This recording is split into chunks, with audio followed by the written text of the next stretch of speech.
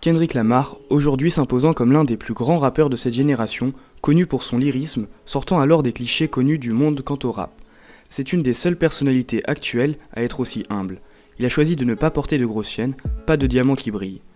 Issu là encore d'une famille de Chicago, son père lui-même était membre d'un gang. Il aborde dans sa musique différents sujets plus ou moins engagés sur les dangers de la vie des gangs, les violences faites aux noirs, les addictions, étant lui-même un ancien alcoolique et fumeur régulier de cannabis. Présent sur le devant de la scène du hip-hop depuis le début des années 2010, il connaît l'importance du poids qu'il a sur la conscience des individus du groupe social du hip-hop.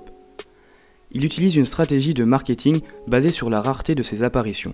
Il est très peu actif sur les réseaux sociaux et publie depuis 2012 un album tous les 2 ans. Il n'y a qu'à cette occasion que sa musique est disponible. Tout le monde se jette alors sur ses clips, cumulant chacun des millions de vues, ses albums qui sont tous au moins disques d'or, et en particulier son album To Pimp a Butterfly sorti en 2015 qui est aujourd'hui 3 fois disque de platine. Il réalise les visuels de ses clips lui-même, ne laissant rien au hasard, allant des métaphores bibliques aux images de violence sans jamais la montrer.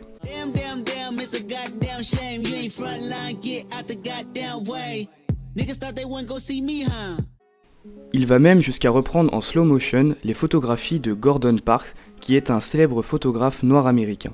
Il est un des principaux artistes du mouvement à donner des messages positifs à son public. On peut faire le parallèle avec d'autres, comme Kid Cudi, qui affirme faire du rap pour que les jeunes arrêtent de se suicider, car le hip-hop fut son échappatoire pendant sa dépression, s'identifiant à lui comme à une famille.